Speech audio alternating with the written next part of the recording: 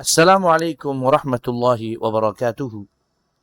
9 မိနစ်တင်အောင်မြင်ခေရဲ့သင်ခန်းစာအမှတ်စဉ်1420ဖြစ်ပါတယ်အတိတ်ရဲ့ဆက်ဆံရေးတွေကိုကျွန်တော်တို့ဘယ်လိုတွေထိမ့်သိမ်းတန်ဖိုးထားစောင့်ရှောက်မလဲဆိုတာကိုဒေါက်တာအဒမ်ရှာကာဝီရေးသားတဲ့အကြောင်းအရာလေးတွေကနေပြီးတော့တင်ပြအပ်ပါတယ်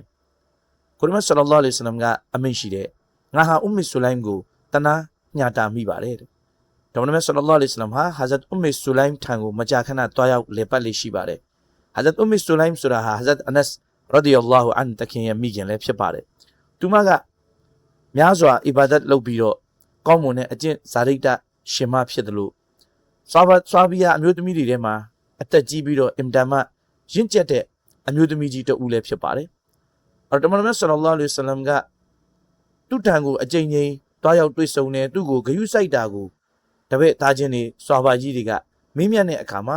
တမန်တော်ဆလ္လာလာဟ်အလိုင်းဝါဆလမ်ကငါဟာသူမကိုတနာညှာတာမိတယ်။သူမရဲ့မောင်ဟာငါနဲ့အတူရှိနေစဉ်မှာရှဟီဒ်အဖြစ်နဲ့ကြာဆုံးခဲ့တာဖြစ်တယ်လို့မိန့်တော်မူပါတယ်။ဒီကနေသိရတာကမွန်မြတ်တဲ့သူတဦးတယောက်ဟာကောင်းမှုပြုခဲ့တဲ့သူကိုဘယ်တော့မှမေ့ပြောက်လိမရှိပါဘူး။သူဟာကောင်းမှုပြုခဲ့တဲ့သူကိုမေ့မှာမဟုတ်တယ်လို့သူနဲ့ဆက်ဆက်ပတ်သက်နေတဲ့သူတွေကိုလည်းမေ့လျော့မှာမဟုတ်ပါဘူး။တမန်တော်ဆလ္လာလာဟ်အလိုင်းဝါဆလမ်ဟာကျင့်ရတော့ခဒီဂျာရာဒီယல்லாဟူအန်ဟာတခင်မကြီးကွယ်လွန်ပြီးဖြစ်ပေမဲ့လည်းသူမရဲ့တငယ်ချင်းမိတ်ဆွေတွေကိုအစဉ်အမြဲလေးစားသမှုပြုပြီးတော့ပြုစုစောင့်ရှောက်ခဲ့တာကိုကျွန်တော်တို့တွေ့ရပါတယ်။ဒါတင်မကသေးဘူး။ဟာတင်တိုက်ရဲ့တမိဖြစ်တဲ့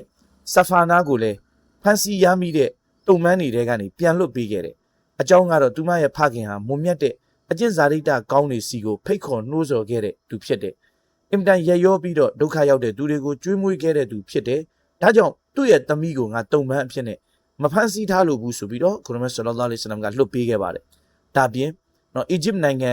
ကပြည်သူလူထုတွေရဲ့အပေါ်မှာလဲကောင်းမွန်စွာဆက်ဆံဖို့ကိုရမတ်ဆလ္လာလာဟ်အလိုင်းဝါဆလမ်ကအီဂျစ်ကိုအောင်နိုင်တဲ့ဆာဟာဘာကြီးဟာဇတ်အမ်ရူဘ်နူလ်အာစ်ကိုအမိန့်ရှိတဲ့အကြောင်းကဒေါက်တာဆလ္လာလာဟ်အလိုင်းဝါဆလမ်ရဲ့ဘိုးဘေးတွေအနက်ကနော်ကျွန်တော်တို့ဟာဂျရာတခင်မကြီးကိုရဆလ္လာလာဟ်အလိုင်းဝါဆလမ်ရဲ့ကျင်ရတော်တွေထဲမှာမာရီယာတခင်မကြီးဟာနော်ဒီအီဂျစ်နိုင်ငံကဖြစ်တဲ့အတွက်ကြောင့်ပါဇနီးရဲ့မိခင်ဆိုတာလဲဒါမိခင်ပဲဖြစ်တယ်လေအဲ့တော့ခင်မွေးရဲ့မိခင်ဆိုတာလဲမိခင်ပဲဖြစ်တယ်အဲ့တော့ချစ်ခင်မြတ်နိုးသူတွေရဲ့ပြုမှုပုံကတော့ဒီလိုပဲဖြစ်ပါတယ်မိတ်ဆွေစိတ်ရဲ့မိသားစုတွေဟာလဲမိမိရဲ့မိသားစုတွေပဲဖြစ်ပါတယ်မုံမြတ်သူတွေရဲ့ပြုမှုပုံကလည်းဒီလိုပဲရှိပါတယ်အဲ့တော့ကျွန်တော်တို့တွေဟာချစ်ရတဲ့သူတွေ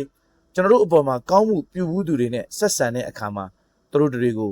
ဆွေမျိုးဒီအဖြစ်နဲ့ပဲ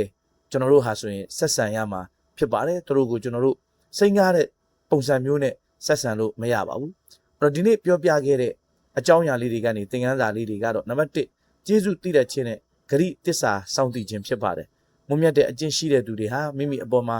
ကောင်းမှုပြုဘူးသူကိုယ်တိုင်မကဘဲနဲ့သူနဲ့ပတ်သက်ဆက်နွယ်နေတဲ့သူတွေဥပမာကွယ်လွန်သွားတဲ့မိသားစုတွေတငယ်ချင်းတွေကိုပါဆက်လက်တန်ရောစဉ်ထားပြီးတော့ကောင်းမွန်စွာဆက်ဆံတတ်ပါတယ်နောက်တစ်ချက်ကတော့တနာကျင်နာစိတ်ရှိခြင်းပါအထီးကျန်နေတဲ့သူတွေလောကရောက်နေတဲ့သူတွေနဲ့အသက်ကြီးရတဲ့သူတွေကိုကိုချင်းစာနာစိတ်နဲ့အချိန်ပေးတာတွားရောက်တွေ့ဆုံအားပေးခြင်းတွေဟာမွန်မြတ်တဲ့လောက်ရဖြစ်တယ်လို့စွတ်နတ်တော်တစ်ခုလည်းဖြစ်ပါတယ်နံပါတ်3ချက်ကတော့ဆက်ဆံရေးကိုတန်ဖိုးထားတာပါမိမိရဲ့အိမ်တော်ပဲသို့မဟုတ်မိတ်ဆွေတငယ်ချင်းတွေနဲ့မိသားစုဝင်တွေကိုမိမိရဲ့မိသားစုဝင်တွေလိုသဘောထားပြီးတော့အလေးမြတ်ထားဆက်ဆံရပါတယ်လူမှုဆက်ဆံရေးမှာစိန်ကားတာတွေမရှိဘဲနဲ့နှွေးထွေးမှုပေးဖို့လိုအပ်တယ်ဆိုတဲ့အကြောင်းလေးတွေဒီနေ့ရဲ့သင်ခန်းစာကကျွန်တော်တို့ကိုမိမောင်းထိုးပြနေပါတယ်အစ္စလာမုအလိုင်ကွမ်wa rahmatullahi wa barakatuh